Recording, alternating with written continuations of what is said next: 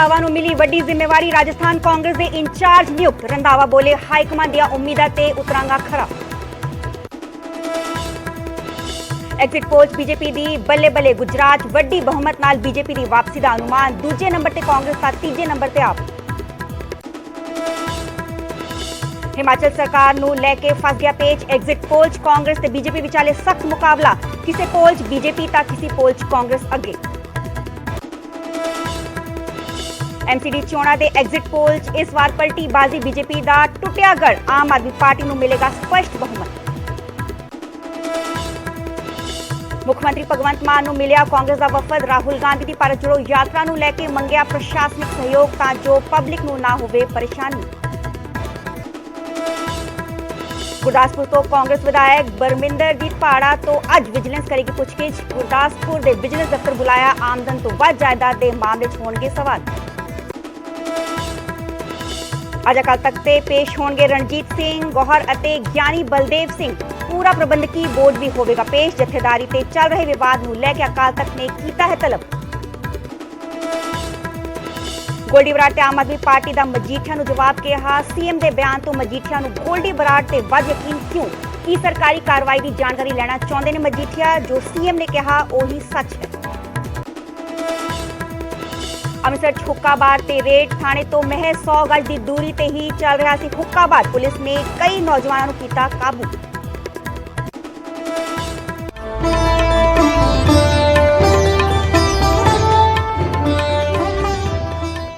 ਸਤਿ ਸ਼੍ਰੀ ਅਕਾਲ ਜੀ, ਮੈਂ ਹਾਂ ਸਰਬਜੋਤ ਕੌਰ। ਨਿਊਜ਼ 18 ਪੰਜਾਬ ਹਰਿਆਣਾ ਦੇਖ ਰਹੇ ਸਾਰੇ ਦਰਸ਼ਕਾਂ ਦਾ ਸਵਾਗਤ ਹੈ। ਬੁਲੇਟਿਨ ਦੀ ਸ਼ੁਰੂਆਤ ਕਰ ਲੈਣੇ ਪਹਿਲੀ ਵੱਡੀ ਖਬਰ ਤੋਂ। ਸੁਖਜਿੰਦਰ ਰੰਧਾਵਾ ਨੂੰ ਵੱਡੀ ਜ਼ਿੰਮੇਵਾਰੀ ਦਿੱਤੀ ਗਈ ਹੈ। ਜ਼ਿਕਰਯੋਗ ਹੈ ਕਿ ਪੰਜਾਬ ਦੇ ਸਾਬਕਾ ਗ੍ਰਹਿ ਮੰਤਰੀ, ਉਹਨਾਂ ਨੂੰ ਵੱਡੀ ਜ਼ਿੰਮੇਵਾਰੀ ਦਿੱਤੀ ਹੈ ਕਾਂਗਰਸ ਨੇ। ਰੰਧਾਵਾ ਰਾਜਸਥਾਨ ਕਾਂਗਰਸ ਦੇ ਇੰਚਾਰਜ ਨਿਯੁਕਤ ਕੀਤੇ ਗਏ ਨੇ ਤੇ ਵੱਡੀ ਖਬਰ, ਸੁਖਜਿੰਦਰ ਰੰਧਾਵਾ ਨੂੰ ਵੱਡੀ ਜ਼ਿੰਮੇਵਾਰੀ ਦਿੱਤੀ ਗਈ ਹੈ। ਰੰਧਾਵਾ ਰਾਜਸਥਾਨ ਕਾਂਗਰਸ ਦੇ ਇੰਚਾਰਜ ਨਿਯੁਕਤ ਕੀਤੇ ਗਏ ਨੇ।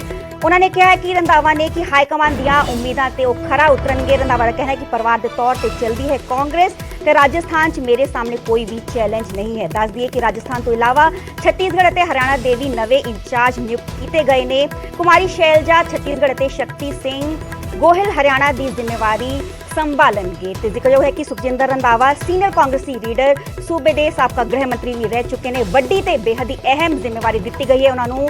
ਸੁਖਜਿੰਦਰ ਰੰਧਾਵਾ ਨੂੰ ਵੱਡੀ ਜ਼ਿੰਮੇਵਾਰੀ ਨਾਲ ਕਾਂਗਰਸ ਨੇ ਨਵਾਜ਼ਿਆ ਹੈ। ਰੰਧਾਵਾ ਰਾਜਸਥਾਨ ਕਾਂਗਰਸ ਦੇ ਇੰਚਾਰਜ ਨਿਯੁਕਤ ਕੀਤੇ ਗਏ ਨੇ। ਰੰਧਾਵਾ ਦਾ ਕਹਿਣਾ ਹੈ ਕਿ ਹਾਈ ਕਮਾਂਡ ਦੀਆਂ ਉਮੀਦਾਂ ਤੇ ਉਹ ਖਰਾ ਉਤਰਨਗੇ ਤੇ ਪਰਿਵਾਰ ਦੇ ਤੌਰ ਤੇ ਹੀ ਕਾਂਗਰਸ ਚੱਲਦੀ ਹੈ ਤੇ ਰਾਜਸਥਾਨ 'ਚ ਉਹਨਾਂ ਦੇ ਸਾਹਮਣੇ ਕੋਈ ਵੀ ਚੈਲੰਜ ਨਹੀਂ ਹੈ। ਜ਼ਿਕਰਯੋਗ ਹੈ ਕਿ ਵਿਧਾਨ ਸਭਾ ਚੋਣਾਂ ਤੋਂ ਪਹਿਲਾਂ ਵੱਡੀ ਜ਼ਿੰਮੇਵਾਰੀ ਦਿੱਤੀ ਹੈ। ਰਾਜਸਥਾਨ 'ਚ ਵਿਧਾਨ ਸਭਾ ਚੋਣਾਂ ਹੋਣ ਜਾ ਰਹੀਆਂ ਤੇ ਉਸ ਦੇ ਮੱਦੇਨਜ਼ਰ ਰੰਧਾਵਾ ਨੂੰ ਵੱਡੀ ਜ਼ਿੰਮੇਵਾਰੀ ਦਿੱਤੀ ਹੈ ਤਾਂ ਜੋ ਉੱਥੇ ਚੰਗੇ ਤਰੀਕੇ ਨਾਲ ਵਿਧਾਨ ਸਭਾ ਚੋਣਾਂ ਹੋ ਸਕਣ, ਕਾਂਗਰਸ ਚੰਗਾ ਪਰਫਾਰਮ ਕਰ ਸਕੇ। ਤੇ ਸੁਖਜਿੰਦਰ ਰੰਧਾਵਾ ਨੂੰ ਇੱਕ ਵੱਡੀ ਜ਼ਿੰਮੇਵਾਰੀ ਦਿੱਤੀ ਹੈ ਕਾਂਗਰਸ ਹਾਈ ਕਮਾਂਡ ਨੇ ਤੇ ਰੰਧਾਵਾ ਰਾਜਸਥਾਨ ਕਾਂਗਰਸ ਦੇ ਇੰਚਾਰਜ ਨਿਯੁਕਤ ਕੀਤੇ ਗਏ ਨੇ। ਕਾਫੀ ਸੀਨੀਅਰ ਕਾਂਗਰਸੀ ਆਗੂ ਨੇ, ਸੂਬੇ ਦੇ ਗ੍ਰਹਿ ਮੰਤਰੀ ਵੀ ਰਹਿ ਚੁੱਕੇ ਨੇ ਤੇ ਵੱਡੀ ਜ਼ਿੰਮੇਵਾਰੀ ਅਸੀਂ ਕਹਿ ਸਕਦੇ ਹਾਂ ਕਿ ਅਹਿਮ ਤੇ ਵੱਡੀ ਜ਼ਿੰਮੇਵਾਰੀ ਨਾਲ ਕਾਂਗਰਸ ਨੇ ਨਵਾਜ਼ਿਆ ਹੈ ਸੁਖਜਿੰਦਰ ਰੰਧਾਵਾ ਨੂੰ।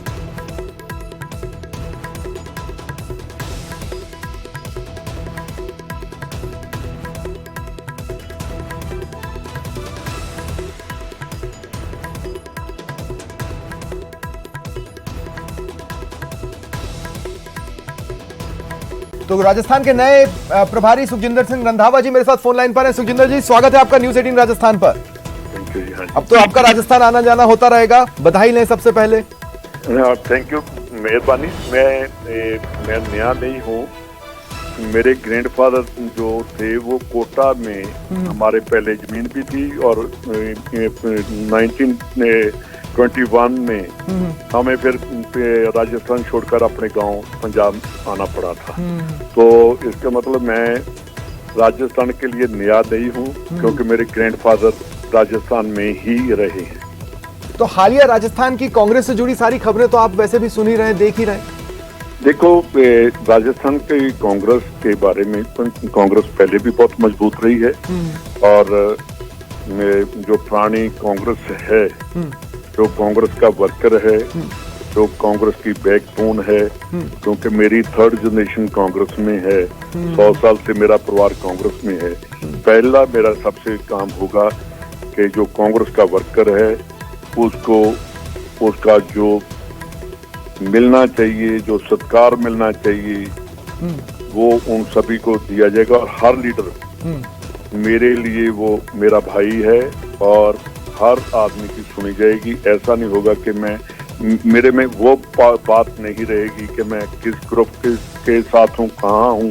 मेरा एक ही टारगेट होगा कि मैं कांग्रेसी हूँ और कांग्रेस की सरकार दोबारा। हाँ, मैं कांग्रेसी हूँ। सुखजिंदर जी, अभी मैंने बताया, हमारे रिपोर्टर से मेरी बातचीत हो रही थी कि आपसे एक बार मीडिया ने पूछा था, अभी कुछ समय पहले की बात है, कि क्या हम फ्यूचर सीएम से बात कर रहे हैं, तो उन्होंने कहा नहीं। आपने कहा था कि नहीं, आप कांग्रेसी से बात कर रहे हैं। हाँ बिल्कुल, मैं कांग्रेसी और मेरे फादर भी पीसीसी प्रेसिडेंट रहे हैं। हाँ। मेरे फादर प्रभारी भी रहते रहे हैं ऑल इंडिया कांग्रेस कमेटी के, इसलिए मेरे खून में कांग्रेस है, मेरे दिल में कांग्रेस है, मेरे। लेकिन सुखजिंदर जी देखिए, यहाँ राजस्थान में जो स्थिति है, उस तरह की स्थितियां पंजाब में भी कांग्रेस के लिए बनी थी और उसमें आप भी एक सेंटर नेम थे।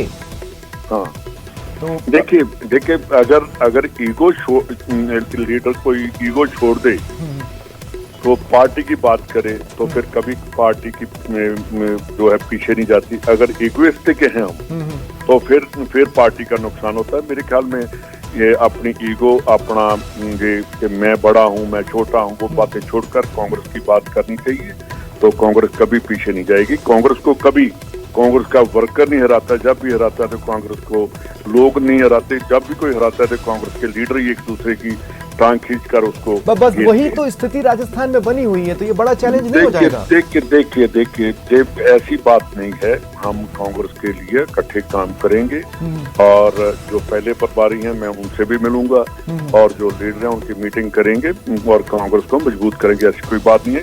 तो सुखजिंदर जी, मुझे एक बात बताइए, क्या आप जो दो नाम राजस्थान से सबसे ज्यादा सामने रहते हैं, उनसे आपके पर्सनल रिलेशंस हैं पहले से, या सिर्फ एक कांग्रेसी के तौर पर उनसे जान पहचान जितनी होनी चाहिए? नहीं, देखिए गहलोत साहब जब यूथ कांग्रेस में थे तो मेरे फादर उस टाइम पीसीसी प्रेसिडेंट थे।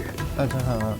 मेरा इनके साथ भी बहुत पुराना रिलेशन है और आज नहीं, ये हमारे जब में 2017 की इलेक्शन हुई तो ये हमारे इंचार्ज थे। हाँ। तो इनके साथ भी मेरा बहुत फैमिली रिलेशन है। तो राजेश पायलट थे जो मेरी शादी में भी आए थे, उनके रमा जी हैं, उनके मिसेज, उनकी मेरे मदर की, मेरे फादर, ये सभी हम राजेश पायलट जी, लोग जानते हैं कि संतोष सिंह रंधावा और राजेश पायलट जी का कितना प्यार था। बिल्कुल, ये कांग्रेस एक परिवार के रूप में चलती है। ये पीढ़ी दर पीढ़ी जो हम चल रहे हैं, हम कभी कांग्रेस का नुकसान नहीं करेंगे। ये हमारे एक ऐसा प्रभारी भी राजस्थान को मिला है, जब वो ये कहेगा कि मैं किसान हूँ, तो उसको लोगों को बिलीव करना भी पड़ेगा, क्योंकि आप किसान हैं। ये मैं अपने अब तक के पर्सनल एक्सपीरियंस से बता रहा हूँ, मैंने देखा है आप में वो किसानी वाला अंश, आपकी बातचीत में भी। मैं आपसे एक सवाल सुखजिंदर जी ये लेना चाहता हूँ कि देखिए, इससे पहले जो दो प्रभारी रहे ना, अजय माकन जी ने ये कहा कि अब मैं अनिच्छुक हूं, और उससे पहले जो प्रभारी थे उन पर ये आरोप लगे कि वो किसी एक गुट के साथ हो रहे हैं, इसलिए उनको हटाया गया। अब एक न्यूट्रल पर्सनैलिटी आई है जो दोनों को जानती है, लेकिन वो ऐसी पर्सनैलिटी है कि अगर उसके दिल में कुछ होता है तो वो बोल भी देती है, बिना झिझके, बिना सामने वाले का कट देखे। मैं कांग्रेस पार्टी का वर्कर दिमाग से नहीं हूँ, मैं दिल से पार्टी को चलाना चाहता हूँ। जो दिमाग से चलाएगा वो उसके वेस्टेड इंटरेस्ट होते हैं। जो दिल से बात करेगा उसका सभी के लिए प्यार और सत्कार बना रहे। मैं तो ऐसे चलूंगा। अगर कड़ाई की जरूरत पड़ेगी तो आप कड़ाई को भी अपनाएंगे? नहीं, जो देखिए स्ट्रिक्ट तो पार्टी डिसिप्लिन लाने के लिए, चाहे गवर्नमेंट चलानी है, चाहे कोई घर चलाना है, कोई फैमिली की बात है, स्ट्रिक्ट तो होना पड़ेगा। जो आपको तो हमने खड़े होते देखा है, आप अमरिंदर सिंह के खिलाफ जब कोई कुछ बोल नहीं सकता था तब आप बोलते थे। हाँ, नहीं देखिए, मैं पार्टी के लिए बोलता हूँ। मैं सबसे बड़ा अमरिंदर सिंह का सपोर्टर भी था। जब मैंने देखा कि अमरिंदर सिंह कांग्रेस का नुकसान कर रहा है, सबसे पहले मैंने उनके अगेंस्ट में कैबिनेट में मैंने उनको रिजाइन कर दिया था कि ये लोग अपनी उठाओ, मैं नहीं आपका मिनिस्टर रहूंगा। तो ऐसी बात नहीं है। जो दिल से कांग्रेस के बात करेंगे, कांग्रेस को आगे लेकर जाएंगे और कांग्रेस राजस्थान में मजबूत होगी। तो आपके लिए सबसे बड़ा चैलेंज क्या लगता है आपको? ऐसे अभी फिलहाल वहां से यहाँ पे आने के बाद तो और भी चीजें पता चलेंगी, लेकिन वहां से देखने में सबसे बड़ा चैलेंज क्या लगता है? नहीं, चैलेंज मेरे को तो कोई नहीं लगता, क्योंकि चैलेंज उस आदमी को लगता है जो नया पॉलिटिक्स में हो। चैलेंज उसको लगता है जिसने पहली बार किसी पार्टी का दूसरी पार्टी से अगर दूसरी पार्टी में आ जाए, उन आदमियों के लिए चैलेंज होता है। जो कांग्रेस के पैदाइशी हैं उनके लिए कोई चैलेंज नहीं पार्टी नहीं। लेकिन देखिए, चूंकि कांग्रेस, आपके तो ब्लड में कांग्रेस है, आप जानते हैं कि कई चीजों को पार्टी सोच समझकर भी नजरअंदाज करती है, तो वो नजरअंदाज करने का नतीजा ये रहा कि राजस्थान में आज इस स्थिति पे पहुंच गए देखिए कि लोग खुलकर बोल रहे हैं। जो प्रभारी होते हैं, अगर वो इम्पार्शियल होकर पार्शियलिटी नहीं करेगा तो वो सभी के साथ एक जैसा करेगा तो कोई प्रॉब्लम नहीं आएगी।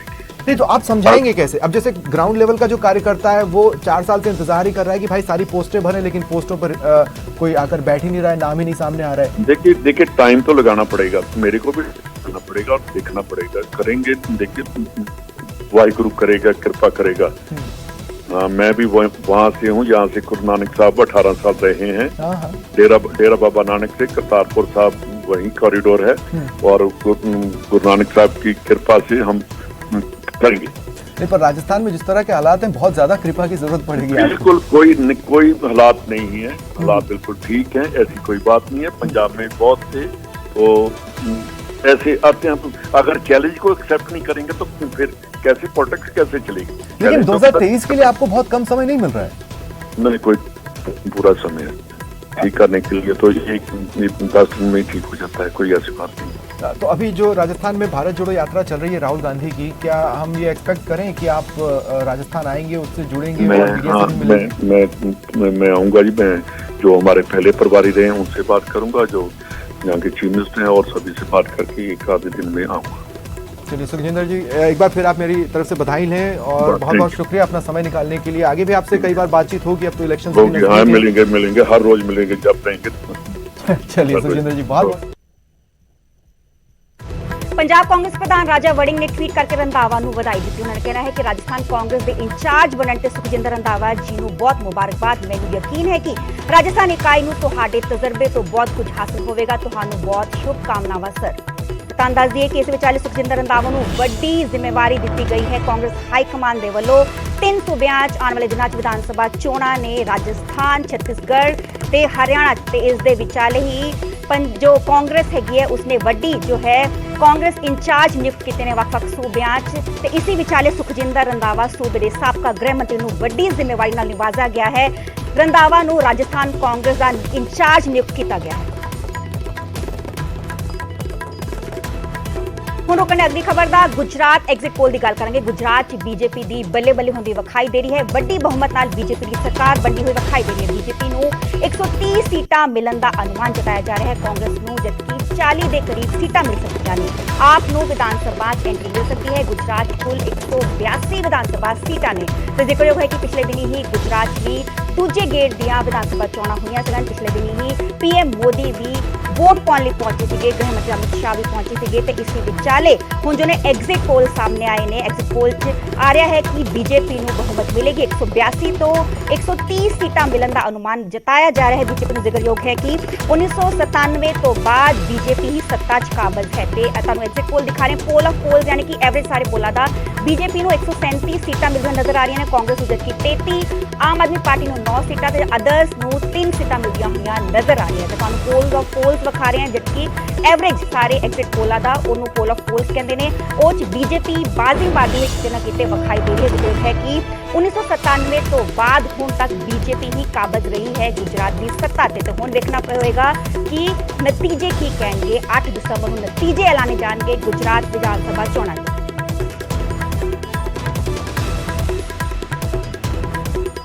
ਹੁਣ ਗੱਲ ਕਰਾਂਗੇ ਹਿਮਾਚਲ ਐਗਜ਼ਿਟ ਪੋਲ ਦੀ। ਹਿਮਾਚਲ 'ਚ ਬੀਜੇਪੀ ਕਾਂਗਰਸ 'ਚ ਫਸਵੀਂ ਟੱਕਰ ਵਿਖਾਈ ਦੇ ਰਹੀ ਹੈ। ਕਿਸੇ ਸਰਵੇ 'ਚ ਬੀਜੇਪੀ ਤਾਂ ਕਿਸੇ ਸਰਵੇ 'ਚ ਕਾਂਗਰਸ ਅੱਗੇ ਵਿਖਾਈ ਦੇ ਰਹੀ ਹੈ।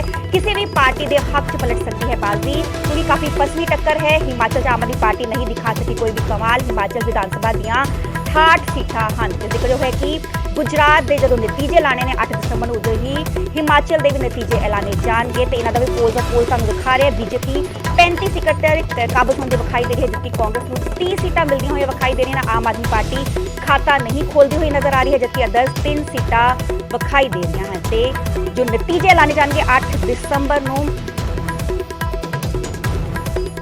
तो हुण गल करांगे दिल्ली एमसीडी दे एग्जिट पोल। दिल्ली एमसीडी पलट सकती है बाजी। जिक्रयोग है कि एमसीडी बीजेपी का टूट सकता है गढ़। पिछले 15 साल तो बीजेपी काबज है एमसीडी चोणां ते एमसीडी ते आप नूं हुण मिल सकती है स्पष्ट बहुमत। आप नूं 250 चों मिल सकदियां ने 150 सीटां ते इस वेले इस वक्त कह सकते हैं कि इस बार बाजी पलट सकती है।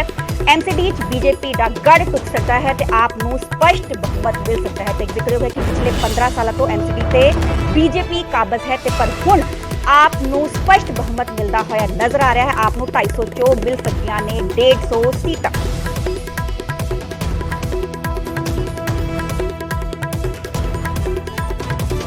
हुण अगली खबर दा रणजीत सिंह गौहर दी अज अकाल तख्त पेशी होने जा रही है। जिक्र है कि ज्ञानी बलदेव सिंह ते प्रबंधकी बोर्ड दी पेश किया जाएगा। तख्त श्री पटना साहिब के जत्थेदार के अहुदे तो चल रहा है विवाद। जिक्र है कि प्रबंधकी कमेटी को लैके है विवाद में देखते हुए अकाल तख्त के जत्थेदार ज्ञानी हरप्रीत सिंह के वालों तलब किया गया सीगा। हाल ही प्रबंधकी कमेटी के प्रधान बड़े ने महिंदरपाल सिंह नूं भी पेश के अपना बहुमत साबित करने लई कहा गया। दस दिए कि विवाद में देखते अकाल तख्त के अगले हुक्मां तक ज्ञानी बलदेव सिंह नूं जत्थेदार वजों सेवा सौंपी गई है। दरअसल पटना साहिब की प्रबंधकी कमेटी के धड़ियां विच वड्डी गई है। एक धड़े वालों तख्त श्री पटना साहिब के जत्थेदार वजों ज्ञानी रणजीत सिंह गौहर नूं बहाल कर दिता गया, जबकि दूजे धड़े वालों साबका जत्थेदार ज्ञानी इकबाल सिंह दी सेवावां बहाल कर दित्तियां गईआं सन। इसे खिच्चोतान विचाले अकाल तख्त के जत्थेदार ने सब नूं तलब किया है अते जे कोई भी मैंबर पेश नहीं हुंदा तां उस दे खिलाफ कार्रवाई की गल भी आखी गई है। ते जत्थेदार ज्ञानी हरप्रीत सिंह दे वालों तलब किया गया है पटना बोर्ड के मैंबरां नूं। तो उन्होंने कहा है कि जो कोई भी पेश नहीं होएगा तो उसके खिलाफ कार्रवाई की जाएगी।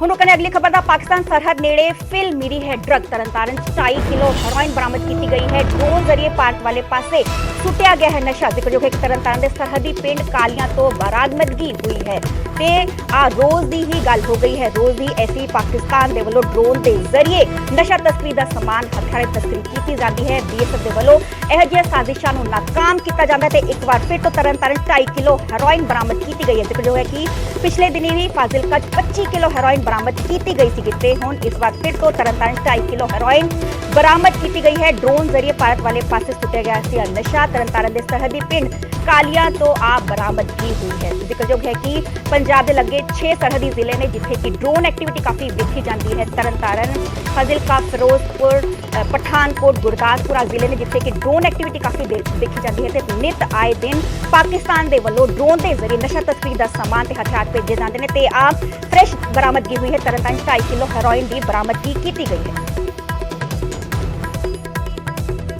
हुण अगली खबर दा अमृतसर हुक्का बार ते रेड की गई है। रणजीत एवेन्यू जो कि पौश इलाका है अमृतसर उत्थे ही हुक्का बार चल रहा सीगा।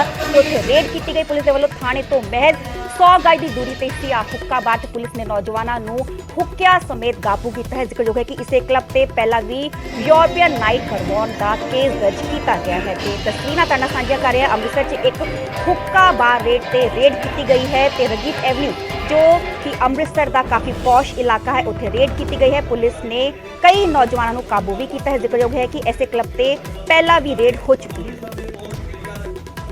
बेस्ड कि हुक्के का इत्थे यूज़ हो रहा है और उसके मुताबिक इत्थे रेड की गई है और जो भी लीगल एक्शन इन्हों के खिलाफ होएगा वो असीं लवांगे। सर किस तरह के रेड की बरामदी हुई है?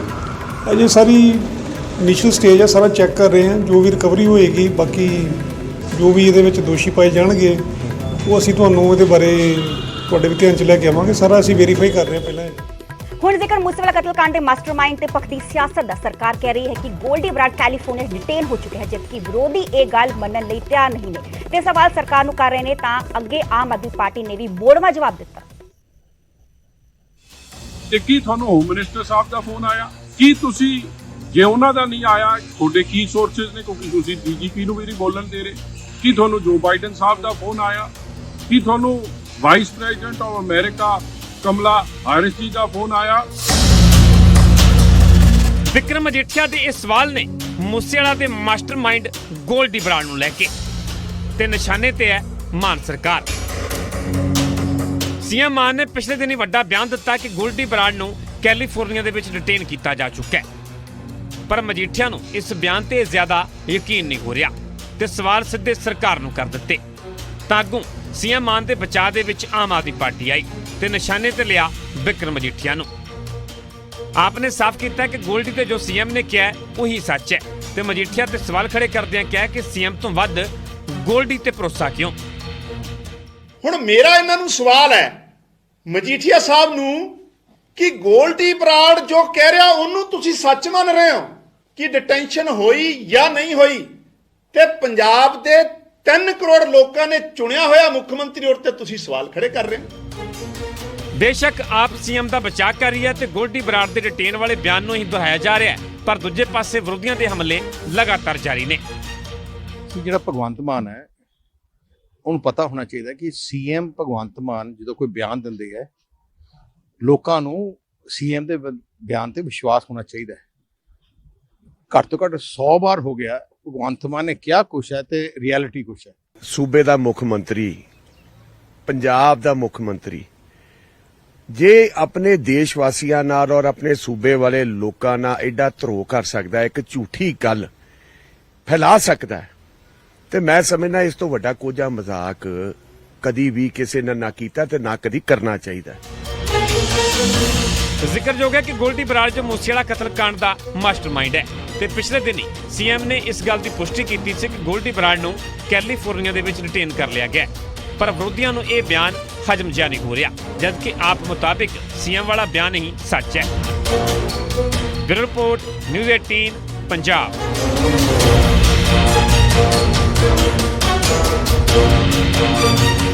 ਉਧਰ ਅਕਾਲੀ ਦਲ ਨੇ ਫਿਰ ਤੋਂ ਪੰਜਾਬ ਸਰਕਾਰ ਤੇ ਸਵਾਲ ਚੁੱਕਦਿਆਂ ਕਿਹਾ ਕਿ ਆਮ ਆਦਮੀ ਪਾਰਟੀ ਲੋਕਾਂ ਨੂੰ ਗੁੰਮਰਾਹ ਕਰ ਰਹੀ ਹੈ। ਲੋਕਾਂ ਨੂੰ ਗੁੰਮਰਾਹ ਕਰਨ ਤੋਂ ਪਹਿਲਾਂ ਮੁੱਖ ਮੰਤਰੀ ਦਾ ਜਿਹੜਾ ਆਚਰਣ ਹੈ ਉਹਦੇ ਤੇ ਇੱਕ ਬਹੁਤ ਵੱਡਾ ਸਵਾਲ ਹੈ। ਅਗਰ ਯੂਐਸ ਦੇ ਨਾਲ ਕੋਈ ਗੱਲ ਕਰਨੀ ਹੈ ਤਾਂ ਉਹ ਭਾਰਤ ਦੀ ਸਰਕਾਰ ਕਰੇਗੀ। ਐਨਆਈਏ ਦੀ ਕੋਈ ਇਨਪੁਟ ਹੋ ਸਕਦੀ ਹੈ, ਵਿਦੇਸ਼ ਮੰਤਰਾਲਾ ਹੋ ਸਕਦਾ ਹੈ, ਗ੍ਰਹਿ ਮੰਤਰਾਲਾ ਹੋ ਸਕਦਾ ਹੈ। ਪੰਜਾਬ ਸਰਕਾਰ ਕਿਸ ਲੈਵਲ ਤੇ ਸਿੱਧੀ ਗੱਲ ਕਰ ਰਹੀ ਹੈ? ਇਹ ਤਾਂ ਮੈਨੂੰ ਲੱਗਦਾ ਹੈ ਕਿ ਮੁੱਖ ਮੰਤਰੀ ਸਿੱਧਾ ਜਾਂ ਤਾਂ ਜੋ ਬਾਈਡਨ ਨਾਲ ਹੀ ਗੱਲ ਕਰ ਲੈਂਦੇ ਨੇ, ਕਿਉਂਕਿ ਮੁੱਖ ਮੰਤਰੀ ਨੇ ਕਿਸ ਆਧਾਰ ਤੇ ਬਿਆਨ ਦਿੱਤਾ ਹੈ। 2 ਦਿਨ ਬੀਤਣ ਤੋਂ ਬਾਅਦ ਵੀ ਮੁੱਖ ਮੰਤਰੀ ਉਸ ਗੱਲ ਤੇ ਕੋਈ ਸਬੂਤ ਨਹੀਂ ਪੇਸ਼ ਕਰ ਸਕੇ। ਅਗਰ ਮੁੱਖ ਮੰਤਰੀ ਤੇ ਐਡੇ ਗੰਭੀਰ ਇਲਜ਼ਾਮ ਲੱਗ ਰਹੇ ਨੇ ਤਾਂ ਸੂਬੇ ਦੇ ਡੀਜੀਪੀ ਉਹਨਾਂ ਦੇ ਕਿਉਂ ਨਹੀਂ ਉਹਨਾਂ ਦੇ ਬਚਾਅ ਲਈ ਆ ਰਹੇ? ਐਨਆਈਏ ਕਿ ਕੋਈ ਅਫੀਸ਼ੀਅਲ ਸਟੇਟਮੈਂਟ ਨਹੀਂ ਜਾਰੀ ਕਰ ਰਿਹਾ, ਵਿਦੇਸ਼ ਮੰਤਰਾਲੇ ਨੇ ਨਹੀਂ ਇਸ ਤੇ ਕੋਈ ਅਫੀਸ਼ੀਅਲ ਸਟੇਟਮੈਂਟ ਜਾਰੀ ਕੀਤਾ, ਗ੍ਰਹਿ ਮੰਤਰਾਲੇ ਨੇ ਨਹੀਂ ਕੀਤਾ। ਸੋ ਮੁੱਖ ਮੰਤਰੀ ਨੇ ਕਿਸ ਬਿਹਾਫ ਤੇ ਗੱਲ ਕੀਤੀ ਹੈ ਇਹ ਮੁੱਖ ਮੰਤਰੀ ਬਿਹਤਰ ਪੰਜਾਬੀਆਂ ਨੂੰ ਦੱਸ ਸਕਦੇ ਨੇ। ਤਾਂ ਮੈਂ ਮਾਲਵਿੰਦਰ ਕੰਗ ਨੂੰ ਵੀ ਕਹਿਣਾ ਚਾਹੁੰਦਾ ਕਿ ਪਹਿਲਾਂ ਜਿਹੜੀਆਂ ਚੀਜ਼ਾਂ ਬੋਲਦੇ ਉਹਨਾਂ ਦੇ ਸਬੂਤ ਪੱਕੇ ਕਰ ਲਿਆ ਕਰੋ। ਲੋਕਾਂ ਨੂੰ ਗੁੰਮਰਾਹ ਕਰਨ ਦੇ ਲਈ ਜਿਹੜੀ ਕੱਲੀ ਬਿਆਨਬਾਜ਼ੀ ਆਮ ਆਦਮੀ ਪਾਰਟੀ ਕਰਦੀ ਹੈ ਇਹ ਹੁਣ ਪੰਜਾਬੀਆਂ ਨੂੰ ਸਮਝ ਆ ਗਈ ਹੈ। ਪਹਿਲਾਂ ਕੰਗ ਸਾਹਿਬ ਨੂੰ ਚੁਣੌਤੀ ਹੈ ਕਿ ਪੰਜਾਬ ਦੇ ਹਾਲਾਤ ਠੀਕ ਕਰੋ, ਫਿਰ ਗੱਲਾਂ ਕਰੋ। ਹੁਣ ਮਿਲੋਗੇ ਇੱਕ ਛੋਟੇ ਜਿਹੇ ਬ੍ਰੇਕ ਦਾ।